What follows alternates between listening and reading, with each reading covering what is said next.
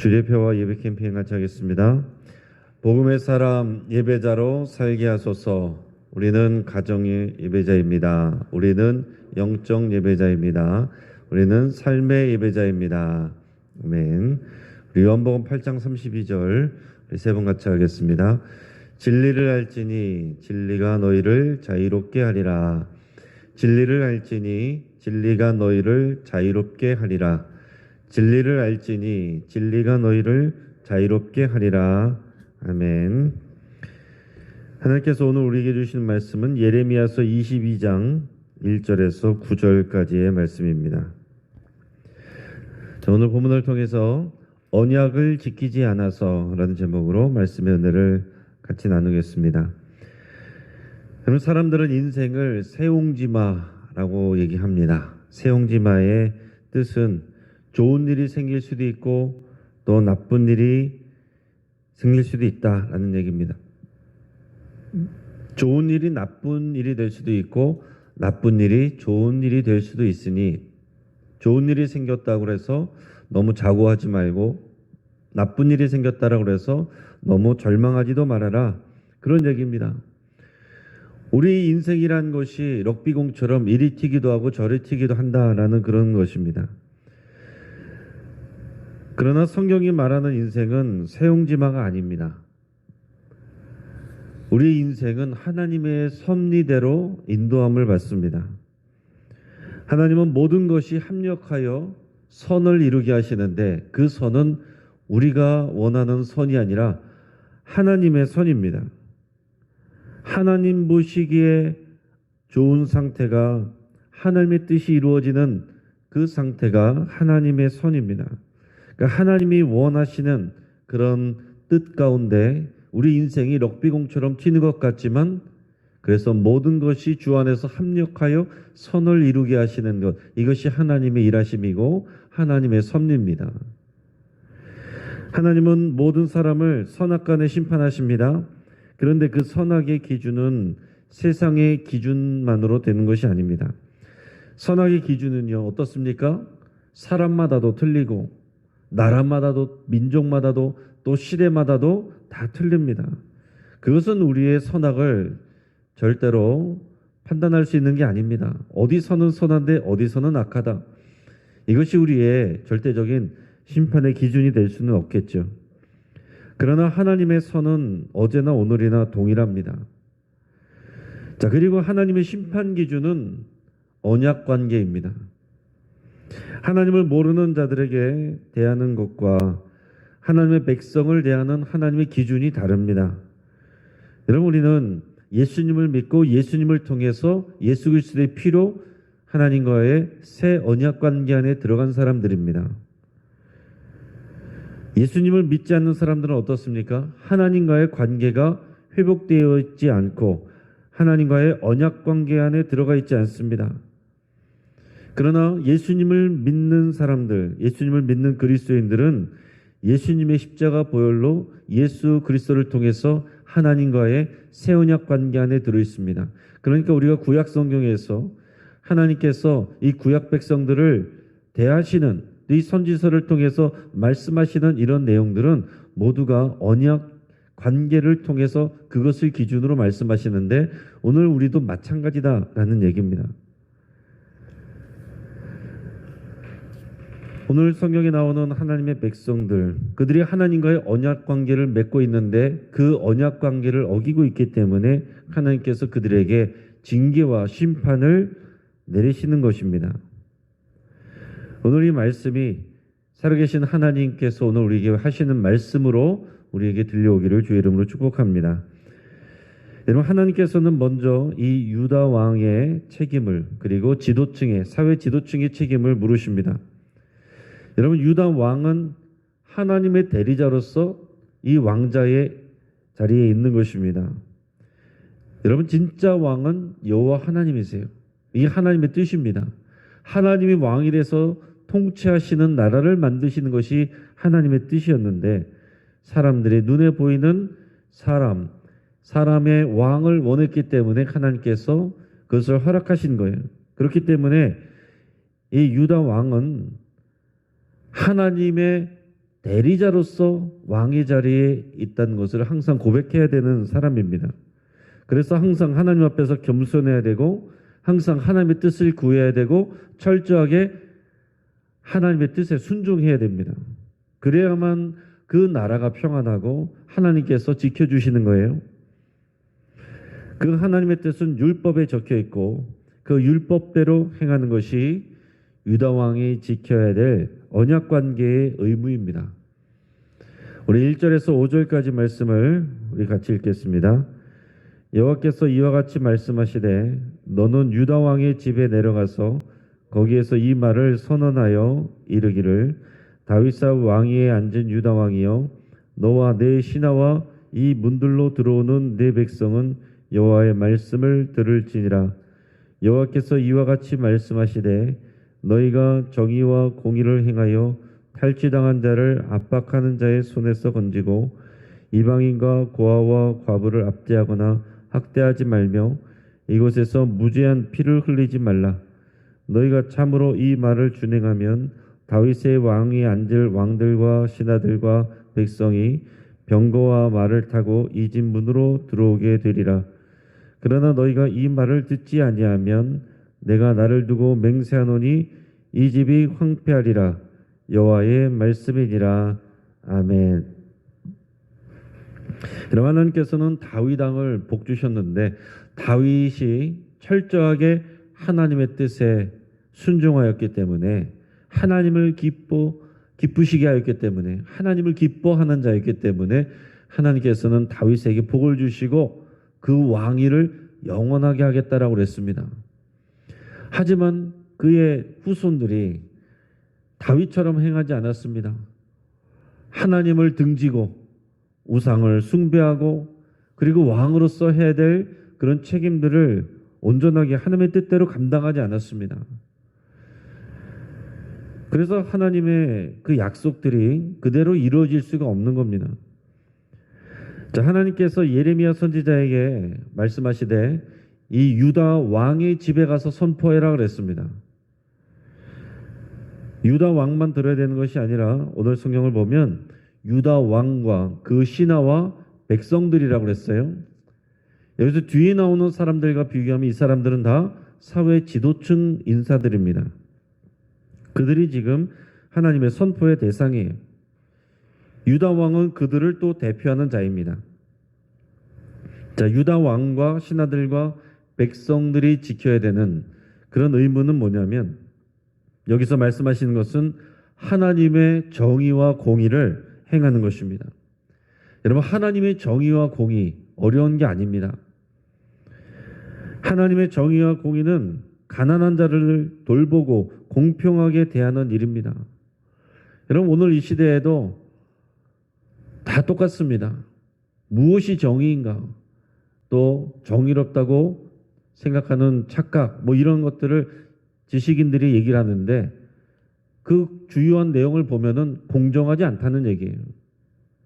더 많이 가진 사람들이 또 더 적게 가진 사람들에게 또 벌써부터 기회부터가 공정하지 않고 대하는 것이 공정하지 않고 재판이 이루어지는 것이 공정하지 않고 행정이 이루어지는 것이 공정하지 않고 또 이 모든 것들을 판단하고 공정하게 대해야 될 사람들이 자기들의 이익을 스스로 대변하는 일에 자신들의 힘을 쓰고 이런 것이 지금 정의롭지 않다, 공의롭지 않다 이런 말을 하는 것과 하나님의 정의와 공의와 다 같은 것입니다. 특별하게 하나님의 정의와 공의는 가난한 자들, 사회적 약자들을 돌보고 그들을 공평하게 대하는 것, 이것이 하나님의 정의고 하나님의 공의입니다. 가난하다고 해서 특별하게 특혜를 주라는 것도 아닙니다. 공평하게 대하는 것입니다. 힘 있다라고 해서 돈 있다라고 해서 그들에게 특혜를 주는 거 아닙니다. 그러면 안 됩니다. 그리고 더 많이 가진 사람들은 사회적인 약자들, 오늘 성경에서 말하는 사람들은 이방인과 고아와 과부들입니다. 그런 사회적 약자들을 항상 돌보고 그들이 어렵지 않도록 신경 써주는 것, 이게 하나님의 정의와 공의예요. 그런데 실제 이 상황에서 보면 가난한 자들이 이 지도층 사람들에게 오히려 사기를 당하거나 불공정하게 착취당하는 것, 그런 일들이 있는 것입니다. 하나님께서는 그런 일이 없도록 하라 이렇게 말씀하세요. 사회적 약자들을 돌보고 공평하게 대하라 말씀하십니다. 왕과 신하들과 백성들은 이 사회적 약자인 이방인과 고아와 과부를 압제하거나 학대해서는 안 됩니다. 함부로 대해서는 안 됩니다. 갑질해서는 안 됩니다. 하나님의 동일한 백성들로 대해야 됩니다. 오늘 이 시대에도 우리가 그대로 적용해야 될 하나님의 뜻입니다. 그러나 실제로는 우리가 그렇게 잘 되지가 않죠. 오늘날 우리가 살아가는 사회에서도 특히 젊은 세대가 더 분노하는 이유는 공정하지 않다는 거예요. 특히 젊은 세대가 가장 예민하게 반응한 것은 불공정입니다. 그 예전에는 그러려니 하던 일들도 지금은 굉장히 더 예민하게 이제 반응하게 됩니다. 그러다가 보니까 이제는 다른 것도 틀리다고 얘기까지 하는 그런 상황까지 하게 됩니다. 우리가 우리 사회에서 지금 사람들의 피부에 더 와닿는 현실은 어떤 것입니까? 어떤 탈주범이 얘기했던 것처럼 유전무죄, 무전유죄. 이게 사실 더 우리들의 피부에 와닿는 현실입니다. 돈이 없거나 힘이 없는 사람은 늘 당하게 되는 것처럼 보이는 게 우리들의 사는 현실이에요. 갑질이란 말도 최근에 더욱 많이 사용되고 있습니다. 가끔 뉴스에서 보면 새파랗게 젊은 사람이 아버지 뻘 되는 또 할아버지 뻘 되는 아파트 경비원에게 욕을 하고 또 막말을 하고 폭행을 가하기도 합니다. 또 백화점 VIP 고객이 점원을 무릎 꿇리고 뺨을 때리기도 합니다. 여러분, 돈이 있고 힘이 있으면 그래도 된다라고 생각하는 사람들이 너무나도 많습니다. 하나님께서 원하시는 나라는 이 사회 지도층의 사람들이 하나님의 말씀에 순종해서 가난하고 힘이 없는 자들을 보호하고 공평하게 대하는 것입니다. 그러면 좋고 아니면 말고가 아니에요. 하나님의 말씀에 귀 기울이지 않고 자신들의 돈과 권력을 믿고 연약한 자들을 함부로 대하면 하나님께서 왕의 집이 황폐하게 될 것이라고 말씀하십니다. 그것이 하나님과의 언약 관계의 내용입니다.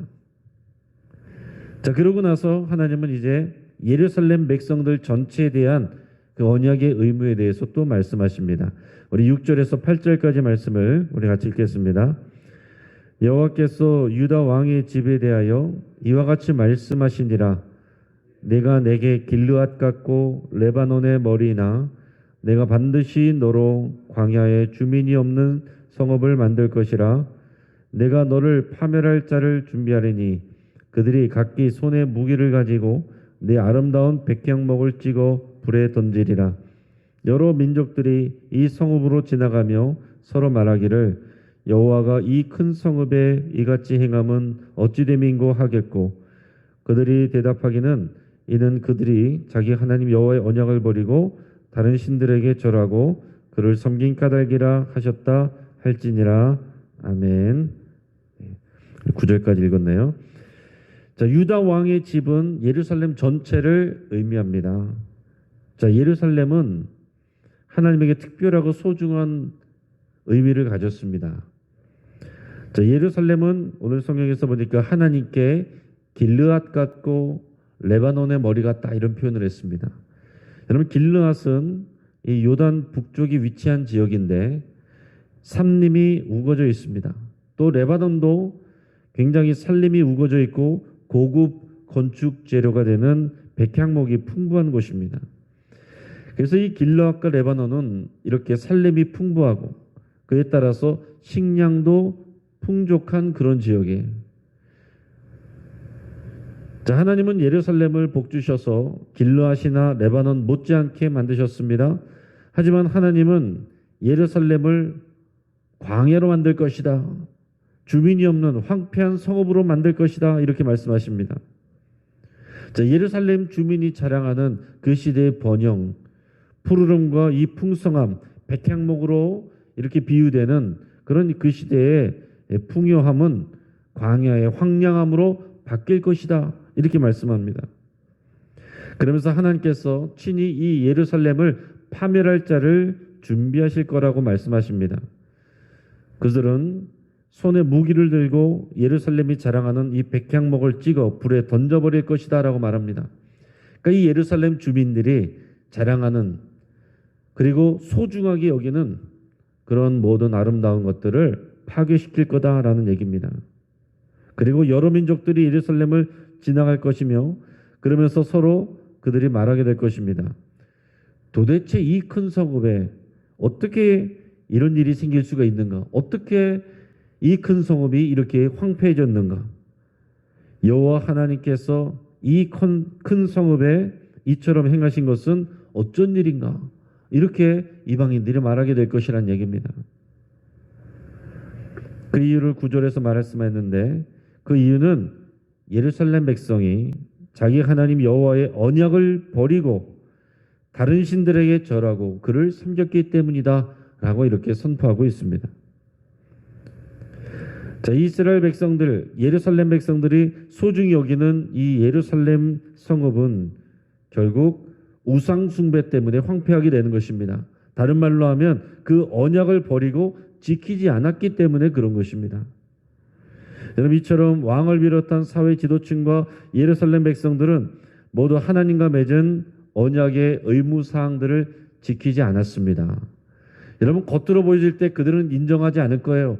법대로 되고 있다라고 얘기를 할 것이고, 우리들은 하나님 앞에 제사 드리고 있고 제물을 드리고 있다, 기도하고 있다. 스스로는 그렇게 얘기할 것입니다. 그러나 하나님이 바라보실 때는 그렇지 않다는 거예요. 그들이 소중히 여기는 예루살렘 성읍은 결국 언약을 지키지 않아서 파괴되게 됩니다. 하나님께서 나라와 민족을 언약관계를 통해서 통치하시고 심판하십니다. 하나님께서 이 나라와 민족을 그렇게 통치하시고 이 나라와 우리 대한민국도 그렇게 바라보십니다. 그리고 더 나아가서 각각의 개인들도 또 이 신앙인들도 하나님께서 똑같은 기준으로 이 언약을 기준으로 하나님께서 우리에게 역사하신다는 것을 여러분 생각하실 수 있길 바랍니다. 여러분, 우리가 교회 밖에서 가난한 사람들을 대하는 태도, 우리의 말, 여러분, 우리가 사람들에게 세를 주는 사람이면 사회 지도층 인사입니다. 사람들에게 월급 주는 사람이면 사회 지도층 인사예요. 여러분, 우리가 다른 사람들에게 빌어먹지 아니하면 사회층, 지도층 인사들이고 주민들입니다. 우리가 우리보다 더 연약한 사람들, 가난한 사람들, 어려운 사람들에게 대하는 태도, 이방인들, 우리 사회에도 외국인 노동자들도 외국인들도 들어와 있지 않습니까? 또 한편으로는 그들에게 갑질하는 그런 사건 사고도 많이 있지 않습니까? 우리가 그들을 마음으로부터 하대하는 그런 마음들도 있지 않습니까? 그런 것이 우리가 받는 하나님의 은혜와 복과 다 연결이 되어 있다는 사실이에요. 우리가 그들을 어떻게 대하느냐? 또 가난한 사람들, 어려운 사람들, 사회적 약자들, 외국인들, 그런 사람들을 어떻게 대하느냐? 우리보다 형편이 어려운 사람들을 어떻게 대하느냐? 그리고 하나님 앞에서 우리가 예배도 드리고 또 신앙생활도 하지만 그러나 우리 마음으로부터 하나님을 어떻게 대하느냐? 하늘보다 다른 것들을 더 사랑하거나 더 귀하게 여기면 그것이 우상숭배인데, 우리가 하나님 앞에 예배도 드리고 밖에 나가서는 하나님보다 다른 것을 더 사랑한다면 하나님은 우리 가운데 언약관계를 너희가 벗어났기 때문에 언약을 지키지 않아서 이렇게 말씀하실 수 있다라는 얘기죠. 우리가 교회 밖에서 행하는 일들이 또 마음으로부터 행하는 일들이 하나님과의 언약관계 안에서 그 기준이 된다라는 사실을 여러분 꼭 기억하실 수 있기를 바랍니다. 그래서 우리가 경험하게 되는 것들은 결국 우리가 교회 안에서 그리고 또 교회 밖에서 말하고 행동하고 생각하는 모든 것들의 삶의 열매다라는 것을 우리는 기억을 해야 됩니다. 이런 일들이 하나님과의 언약관계 안에 다 들어있는 것입니다. 하나님만 섬기고 그리고 우리 이웃을 돌보고 공평하게 대하는 일의 열매가 저와 여러분의 것이 되기를 주의 이름으로 축복합니다. 우리 함께 말씀을 붙들고 기도하겠습니다. 우리 주변의 가난한 사람들, 사회적 약자들을 돌보기로 결단할 수 있기를 바랍니다. 우리들이 약자라고 하면 또 하나님께서 우리를 또 긍휼히 여기시고 돌봐주십니다. 그러나 오늘 이 시대에 우리보다 더 약한 사람들이 있고 더 가난한 사람들도 있습니다. 더 어려운 사람들이 있습니다. 우리는 그들에게 또 하나님의 마음으로 대해야 됩니다. 또 예수님의 피로 맺은 새 언약 관계를 바로 알고 그 언약 관계에 따라서 살기로 결단할 수 있길 바랍니다. 한국 교회에 성도들이 많이 있지만 우리가 살아가면서 언약 관계를 전혀 의식하지 않고 세상의 기준과 자신의 판단 기준으로 자신의 규칙으로 이렇게 살아가는 사람들이 많습니다. 교회 안에서는 교인처럼, 교회 바깥에서는 세상 사람처럼 그렇게 아무런 갈등 없이 살아가는 사람들이 많습니다. 하나님은 그것을 언약 관계의 기준으로 동일하게 바라보신다는 것을 생각하며 우리가 그 새 언약 관계 안에서 살아가기로 여러분 결단하시기를 바랍니다. 변영순 권사님 위해서 같이 기도해 주시고 또 어제 구토 증세가 있어서 다시 중환자실로 들어가셨다고 하는데 여러분께서 많이 기도해 주시고 회복해 하시기를 위해서 함께 기도해 주시고 또 우리 김정은 집사님 어깨 힘줄 부상 입어서 수술 예정인데 위해서 같이 기도해 주시고 우리 주변의 환우들 여러분의 아픈 부위의 치유를 위해서 함께 기도하겠습니다. 우리 광나루 장신대학교 대학원 위해서 함께 기도해 주시고 또 총회 산하신학교 광나루 장신대학교를 비롯해서 7개의 신학교가 있습니다. 우리 통합 측에 예장 통합 측의 7개의 신학교를 위해서 특별히 여러분 기도해 주셔서 하나님이 기뻐하시는 하나님을 기쁘시게 하는 귀한 일꾼들이 많이 배출될 수 있도록 위해서 함께 기도해 주시기 바랍니다. 10월 11일 강서구 구청장 보궐선거를 위해서 우리 함께 기도하겠습니다. 우리가 사는 이 지역을 위해서 이 나라와 지역의 지도층이 선한 양심으로 맡은 일을 감당하는 사람들이 세워지도록 이 정치적인 입장이나 당리당략으로 세워지는 인사가 아니라 정말로 이 지역사회를 위해서 또 귀한 양심으로 성일 하나님이 기뻐하실 사람이 세워질 수 있도록 위해서 함께 기도하겠습니다. 여러 가지 기도 제목을 붙들고 하나님 앞에 믿음으로 나갈 때 우리 주여 한번 부르짖고 합심해서 함께 기도하겠습니다. 주여